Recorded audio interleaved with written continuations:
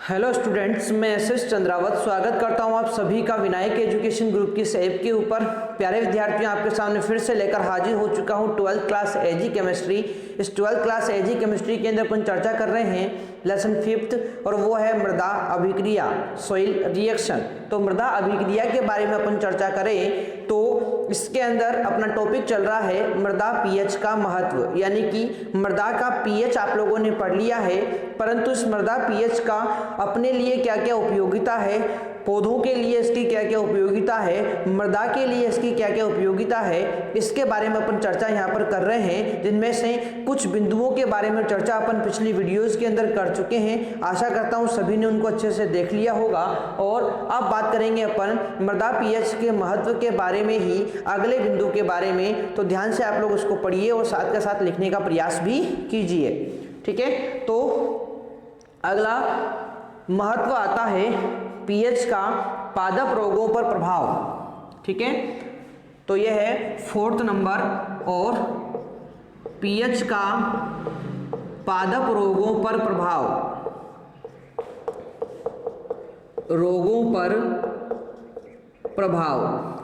तो देखो भाई, किसी भी मृदा का जो पीएच होता है वो पादपों के अंदर होने वाले रोग को प्रभावित करता है। कुछ पीएच कंडीशन ऐसी होती है जो रोग उत्पन्न करने के लिए जिम्मेदार होती है, और कुछ पीएच कंडीशन ऐसी होती है जो रोग को कम करने के लिए जिम्मेदार होती है। तो किसी भी रोग का कितना फैलाव होगा, वो पौधों के ऊपर किस प्रकार से फैलेगा, पौधों को किस प्रकार से नष्ट करेगा, इसको कौन प्रभावित करता है? मृदा का पीएच प्रभावित करता है। अब कैसे करता है, इस चीज को आप लोग ध्यान से यहाँ पर देखिए। तो देखो, दो रोग होते हैं, फिंगर और टो। फिंगर और टो रोग जो होते हैं ये क्रूसीफेरी परिवार के पौधों में होते हैं। देखो, दो रोग हैं, एक तो है फिंगर और एक है टो। ये दो रोग हैं। फिंगर और टो रोग जो होते हैं ये दोनों के दोनों रोग क्रूसीफेरी जो पादप होते हैं। क्रूसीफेरी पादप मतलब क्रूसीफेरी कुल के पादप, जैसे कि आपकी सरसों होती है, ठीक है ना। तो जो सरसों होती है ना, उसके अंदर होता है इस प्रकार का रोग, फिंगर और टो रोग, ठीक है ना। अब फिंगर और टो रोग जो होता है ना, यदि इस प्रकार की फसलें जो क्रूसीफेरी कुल की होती है, क्योंकि आपको पता है उनके अंदर इस प्रकार का रोग होता है, तो उन फसलों को अम्लीय मृदा में नहीं बोना चाहिए। क्यों? क्योंकि यदि आपने उन फसलों को अम्लीय मृदा में बोया तो अम्लीय मृदा के कारण इस फिंगर और टो रोग का प्रसार ज्यादा होता है, और इसीलिए आपके पौधों के अंदर ये जो रोग होगा वो बहुत ज़्यादा मात्रा में फैल जाएगा, और आपको जो है फसल का उत्पादन सही से अच्छा प्राप्त नहीं हो पाएगा, ठीक है ना। तो ध्यान रखेंगे, फिंगर और टो रोग क्रूसीफेरी कुल के पादपों, क्रूसीफेरी कुल के पादपों में होता है, क्रूसीफेरी कुल के पादपों में होता है यह रोग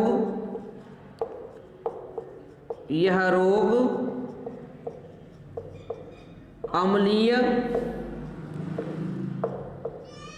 मृदाओं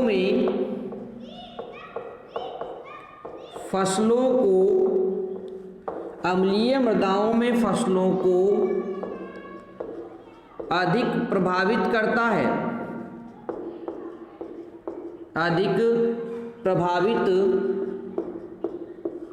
है, इसलिए क्रूसीफेरी कुल की फसलों को, इसलिए क्रूसीफेरी कुल के पादपों को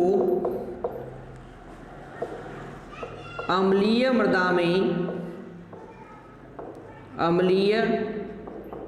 मृदाओं में नहीं उगाना चाहिए। यानी आपको यदि क्रूसीफेरी कुल की पादपों की फसल करनी है, सरसों की फसल आपको करनी है, तो आपको पता होना चाहिए कि क्रूसीफेरी कुल के पादपों में सरसों की फसल के अंदर फिंगर और टो रोग जो होता है वो अम्लीय मृदा होने पर ज़्यादा फैलता है। तो आपको क्या करना है कि जहाँ पर अम्लीय मृदा है वहाँ पर आपको क्रूसीफेरी कुल के पादपों को नहीं बोना है, क्योंकि यदि इस प्रकार के पादप आप लोग बोएंगे तो फिंगर और टो रोग जो होगा ये वहाँ पर ज़्यादा मात्रा में फैलेगा। ठीक है ना। तो इस प्रकार से मृदा का पीएच जो होता है वो इस रोग को प्रभावित करता है। आगे बात करें अपन तो पोटैटो स्केप, आलू का चर्म रोग। देखो दो रोग और हैं, पोटैटो स्केब और आलू का चर्म रोग।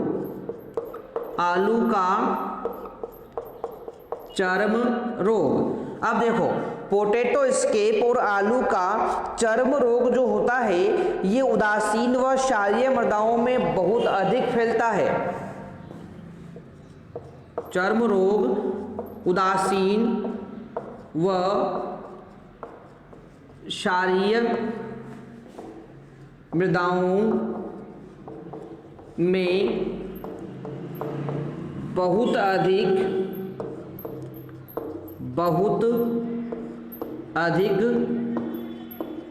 फैलता है। क्षारीय मृदाओं में बहुत अधिक फैलता है तथा अम्लीय मृदा में समाप्त हो जाता है। तो देखो भाई इस प्रकार से ये जो आप लोग देख रहे हैं पोटैटो स्केब रोग है, इसके अलावा आलू का चर्म रोग है, इन रोगों का फैलाव जो होता है ना वो उदासीन व क्षारीय मृदाओं में ज़्यादा होता है। यानी आप लोग आलू को कहाँ बो रहे हैं, उदासीन व क्षारीय मृदाओं में बो रहे हैं, तो वहाँ पर उनके अंदर पोटैटो स्केब और आलू का चर्म रोग होने की संभावना बढ़ जाएगी।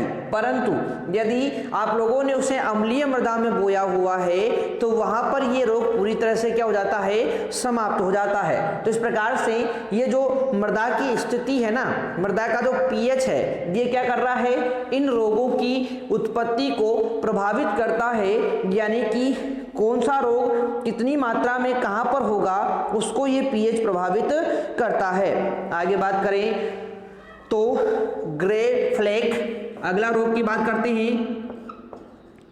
ग्रे फ्लेक भूरा धब्बा रोग जई में होता है।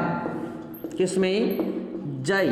ठीक है, जई नामक जो फसल होती है इसके अंदर एक रोग होता है ग्रे फ्लेक भूरा धब्बा रोग। ठीक है, तो ये जो होता है ना ये मैग्नीज की कमी के कारण होता है। ध्यान रखेंगे यह मैग्नीज की कमी के कारण होता है।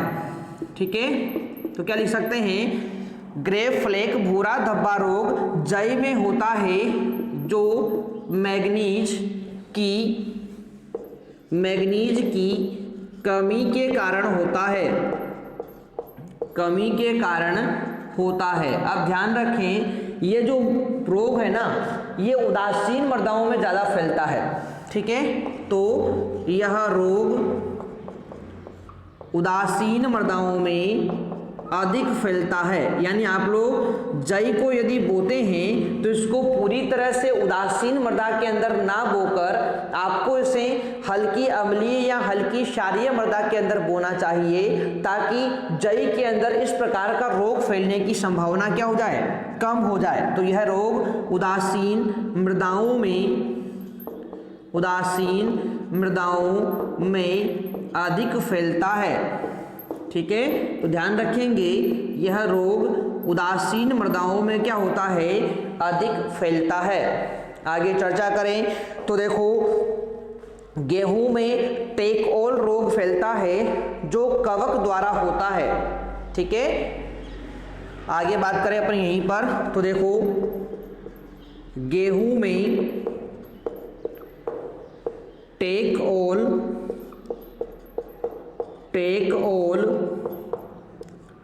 रोग कवक द्वारा उत्पन्न होता है, कवक द्वारा उत्पन्न होता है। ठीक है, तो गेहूं में एक रोग है टेकओल रोग। ये टेकओल रोग गेहूं में जो है कवक के माध्यम से फैलता है और हल्की क्षारीय मृदाओं में अम्लीय मृदा की अपेक्षा बहुत तीव्रता से फैलता है। ठीक है ना, होता है जो हल्की क्षारीय मृदाओं में, हल्की क्षारीय मृदाओं में अम्लीय मृदा की अपेक्षा, अम्लीय मृदा की अपेक्षा अधिक तीव्रता से फैलता है। अब इसका मतलब ये हुआ कि यदि आप लोग गेहूं को कहाँ पर उगाते हैं, हल्की क्षारीय मृदाओं में उगाते हैं, तो वहाँ पर गेहूं के अंदर टेकओल रोग जो होता है इसके फैलने की संभावना बढ़ जाती है। इसीलिए आप लोगों को उसे कहाँ पर उगाना चाहिए, हल्की अम्लीय मृदा के अंदर उगाना चाहिए गेहूं को, ताकि ये टेकओल जो रोग है इसके फैलने की संभावना क्या हो सके, कम से कम हो सके। ठीक है भाई, तो इस प्रकार से देखो आप लोगों ने क्या देखा यहाँ पर कि ये जो पीएच है मृदा का, ये इस प्रकार से विभिन्न प्रकार के पादप रोगों के फैलने को नियंत्रित करता है। तो आशा करता हूँ ये बात आपको यहाँ पर समझ में आ गई होगी। अब बात करें अपन पीएच का मृदा के भौतिक गुणों पर प्रभाव, यानी कि अगले की बात करते हैं अपन। तो ध्यान रखें, पीएच का मृदा के भौतिक गुणों पर प्रभाव, मृदा के भौतिक गुणों पर प्रभाव। अब देखो भाई, पीएच का मृदा के भौतिक गुणों पर क्या प्रभाव होता है, इसके बारे में चर्चा करें तो पौधों की उचित वृद्धि के लिए मृदा वातित, दानेदार व कार्बन पदार्थ युक्त होना अत्यंत आवश्यक होती है। यानी कि आपकी जो मृदा है उसके अंदर पौधों की अच्छी वृद्धि हो, इसके लिए उस मृदा के अंदर वातन अच्छा होना चाहिए।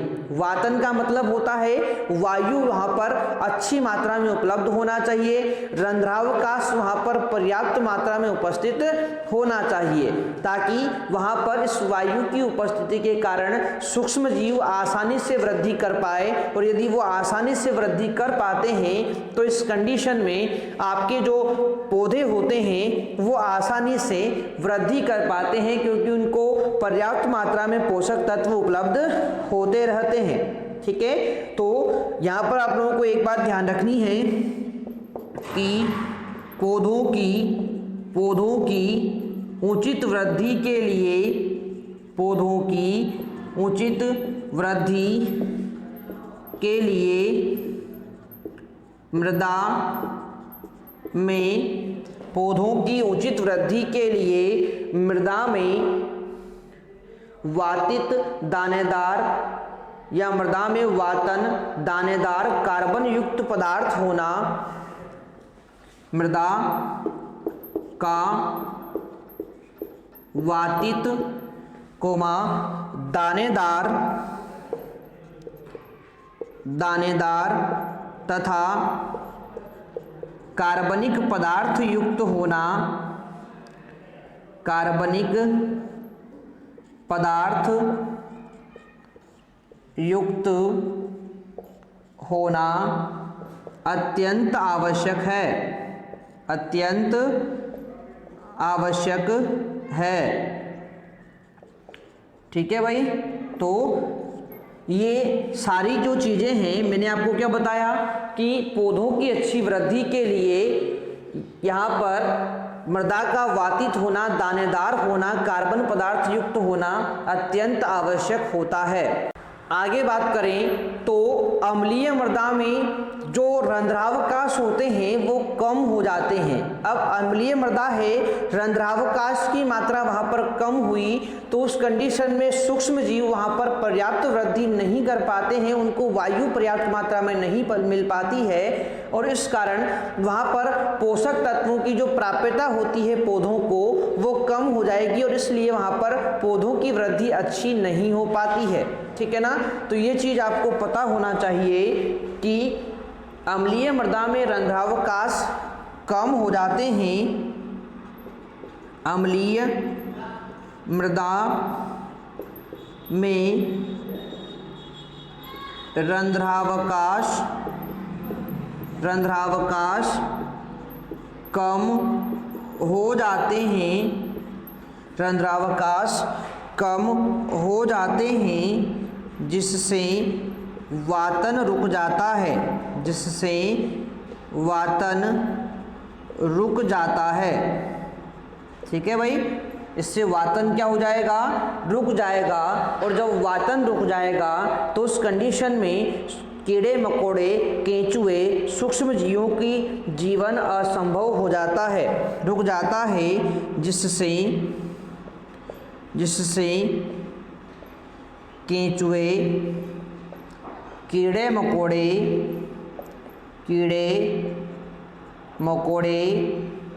सूक्ष्म जीवों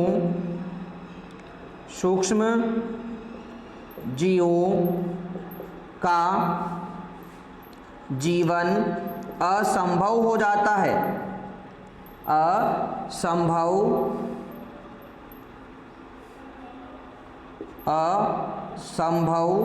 हो जाता है। ठीक है। तो जब सूक्ष्म जीव ही जीवित नहीं रहेंगे तो वहाँ पर पोषक तत्वों की प्राप्यता भी अच्छी नहीं होगी और पोषक तत्वों की प्राप्यता अच्छी नहीं होगी तो उस कंडीशन में पौधों की वृद्धि अच्छी नहीं हो पाएगी। इसी प्रकार से बात करते हैं तो क्षारीय मृदा में बहुत महीन कण पाए जाते हैं जो दो प्रकार से हानि पहुँचाते हैं। क्षारीय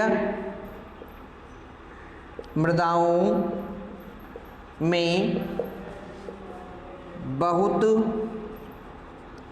महीन कण पाए जाते हैं। महीन कण पाए जाते हैं जो मृदा को दो प्रकार से हानि पहुंचाते हैं। दो प्रकार से हानि पहुंचाते हैं। ठीक है। तो देखो भाई, जो मृदा होती है यदि वो क्षारीय है तो उसके कण बहुत महीन होते हैं और बारीक कण होने के कारण ये दो प्रकार से मृदा को हानि पहुंचाएंगे। अब किस प्रकार से मृदा के अंदर हानि ये पहुंचाएंगे उसके बारे में अपन चर्चा यहाँ पर करें तो यहाँ तक की चीज़ें आप लोगों ने नोट कर ली होगी। अब थोड़ा सा आगे अपन यहाँ पर बढ़ते हैं। देखो किस प्रकार से ये क्षारीय मृदा के बारीक कण इस मृदा के अंदर विभिन्न भौतिक गुणों को प्रभावित करेंगे, इसके बारे में चर्चा अपन यहाँ पर कर रहे हैं। तो देखो इधर दो प्रकार से ये हानि पहुँचाते हैं। पहला तरीका तो क्या होगा इनका कि नीचे की मृदा ठोस बन जाती है तथा कभी कभी बी स्तर में कड़ी परत का निर्माण हो जाता है। यानी कि बारीक कण होने के कारण क्या होगा, नीचे की परत जो होती है, नीचे की परत ठोस बन जाती है, ठोस बन जाती है, ठोस बन जाती है और कभी कभी बी स्तर में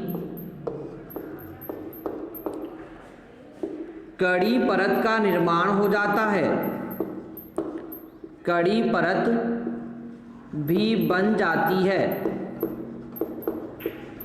कड़ी परत भी बन जाती है। ठीक है भाई। और दूसरा किस प्रकार से नुकसान पहुंचाएंगे, तो देखो भाई दूसरा कारक इसका होता है कि पृष्ठ मृदा संरचना रहित हो जाती है, जिससे अपर्दन होने की संभावना बढ़ जाती है। यानी कि इस क्षारीय मृदा के अंदर महीन कण होने के कारण जो आपकी पृष्ठ मृदा होती है वो संरचना रहित हो जाती है। पृष्ठ मृदा संरचना रहित हो जाती है, संरचना रहित हो जाती है, जिससे अब देखो संरचना रहित हो जाएगी तो इससे होगा क्या, इससे मृदा अपरदन, जिससे मृदा अपरदन, जिससे मृदा अपरदन होने की अधिक संभावना होती है, होने की संभावना अधिक होती है। ठीक है। तो इस प्रकार से आपकी जो ये अम्लीय व क्षारीय मृदाएं होती है, मृदा का पीएच जो होता है ये आपके जो इस मृदा के भौतिक गुण होते हैं उनको भी प्रभावित करता है। ठीक है। और आगे और लास्ट अपन बात कर लेते हैं यहाँ पर अगले प्रकार के बारे में, तो वो है आपका अगला प्रभाव के बारे में पीएच का घासों पर प्रभाव, पीएच का घासों पर प्रभाव। ठीक है। तो लास्ट है अपना ये पीएच का घासों पर प्रभाव। तो देखो भाई इसके बारे में चर्चा करें तो अधिकांश घासें अम्ल के प्रति कुछ अंश तक प्रतिरोधी होती है। ठीक है ना, जिससे अम्लीय मृदा में वे पौधों, वनस्पतियों व फसलों को अधिक हानि पहुंचाती है। ठीक है ना, यानी कि अम्लों का घासों के ऊपर कोई विशेष प्रभाव देखने को नहीं मिलता है। ठीक है ना, तो इस बात का ध्यान रखेंगे कि अधिकांश घासें अम्ल के प्रति प्रतिरोधी होती है, अर्थात अम्लीयता या अम्लीय परिस्थिति का इन पर कोई विशेष प्रभाव नहीं होता है, विशेष प्रभाव नहीं पड़ता है। इस कारण विशेष प्रभाव नहीं पड़ता है, इस कारण प्रभाव नहीं पड़ता है, इस कारण अम्लीय मृदा में ये पौधों, वनस्पतियों व फसलों को अधिक हानि पहुंचाती है। इस कारण अम्लीय मृदा में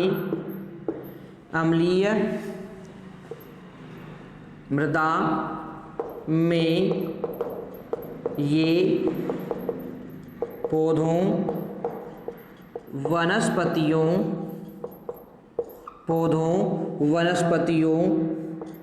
एवं फसलों को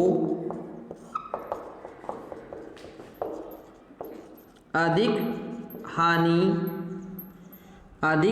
हानि पहुंचाती है, अधिक हानि पहुंचाती है और स्वयं काफ़ी अच्छी वृद्धि करती है।